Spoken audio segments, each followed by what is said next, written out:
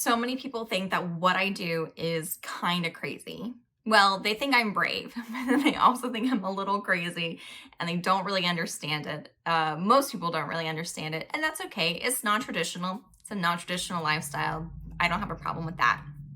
But they just wonder how I got to this point. How do you decide to quit your job and move to New Zealand for a year? And that is the question I will answer for you today.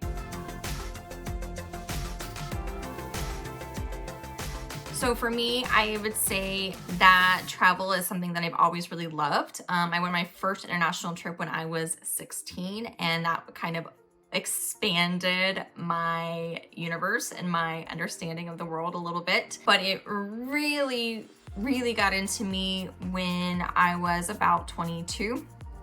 And I did an internship in London post-college graduation. So I studied abroad in London, and then that led to an internship there as well, working with study abroad students. I like to say the study abroad changed my life. I almost didn't do it, but I did make it, and it is something that has definitely changed the course of my life. So doing that internship there, again, it was only 6 months long, and it was not long enough. I always knew that I really wanted to live overseas for at least 2 years, if not longer. And I really got to see what it was like to live and work in a new place and get involved in the culture and meet locals and travel in that way. So before that, I'd only ever been a tourist or done day trips or short trips that were focused on seeing the sights and doing the things. And this time I got to just really take a break and enjoy where I was living. So I knew I wanted to do that specifically again. So I did that internship, and it led me back to the US working for a study abroad company. Shocking. So study abroad led to a study abroad internship, which led to a study abroad company. I was the advisor for our UK programs, but within working for that company, I got to learn about a lot of different sites, a lot of different countries and places, and learn about a lot of different things that you can do overseas that I just didn't know about. One of the things that I learned was the working holiday visa in New Zealand and Australia. So I've known about that visa since I was 22, 23. And I knew that my cutoff for that visa was going to be 30. So I knew I had some time, but I knew that there was a cutoff. And so one of the things that happened while I was working there was I transferred from our Texas office to our Colorado office. And that transfer, that process of packing up my life and moving to a new place that I didn't know anybody was sort of the first step in confidence and being able to actually move overseas. That was a big deal. I did it. It was fine. It was hard. It was challenging, but it ended up working out. From there, I was getting closer and closer to 30, and I kind of knew it was now or never. I still didn't know how I was going to do it, but I knew that I needed to start actually making progress to it. So one of the first things that I did was tested myself to see if I could do a solo international trip.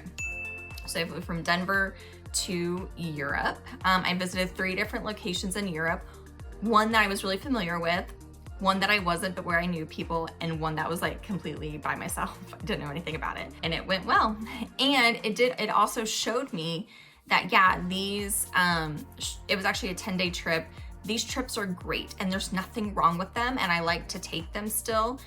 But it's not the way I wanted to travel for the rest of my life. I really wanted to go and live and be engrossed in the places that I was visiting.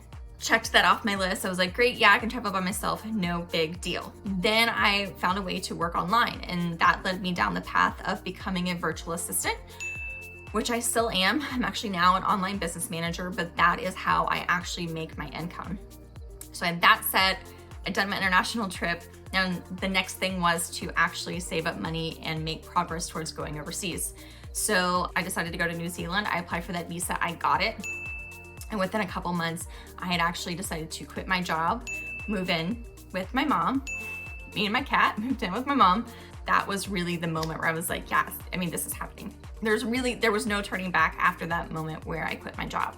So I built up my business to be full-time. And the last piece of the puzzle that I needed to figure out was housing, how I was gonna do that. In my research and in being online and following other creators or following other digital nomads, I stumbled upon house sitting.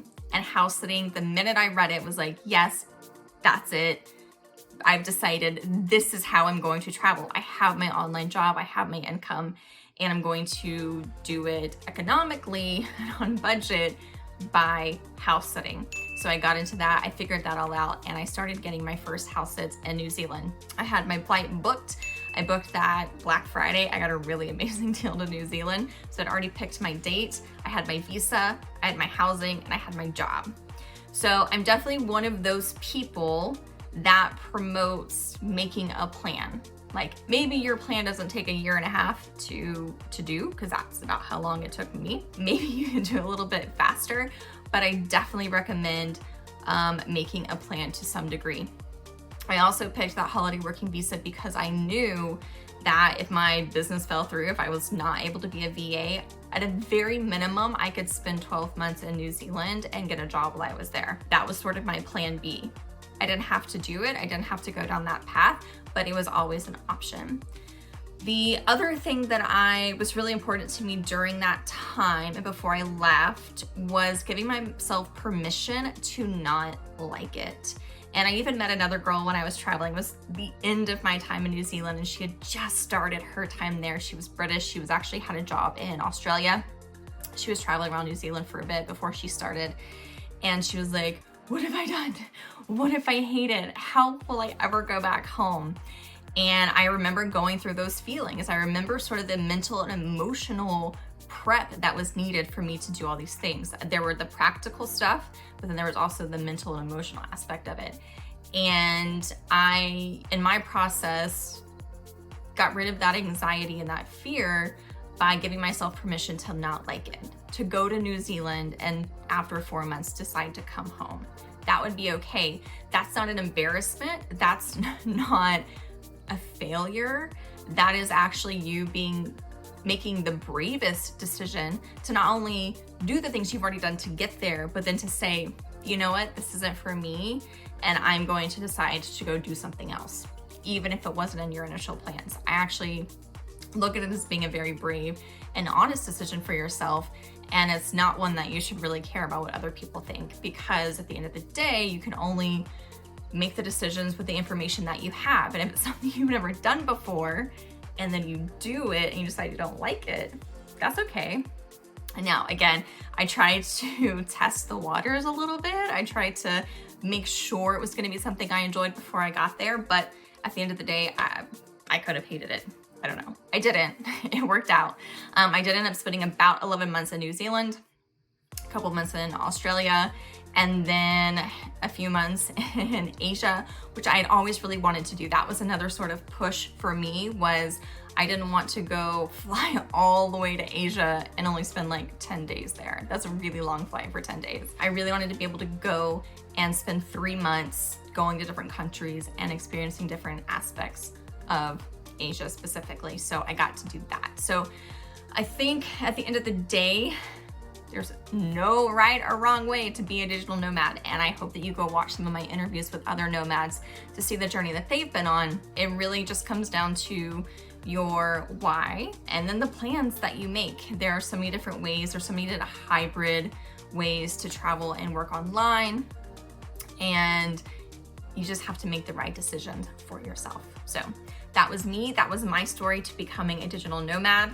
And I hope that you found it inspiring. If you have any questions about what you can do or what this lifestyle is like, please don't hesitate to ask me. You can leave a comment below, or you can send me an email at taylor@travelingtaylor.com. And I appreciate you being here. I hope you feel a little bit inspired and encouragement, and I will see you next week.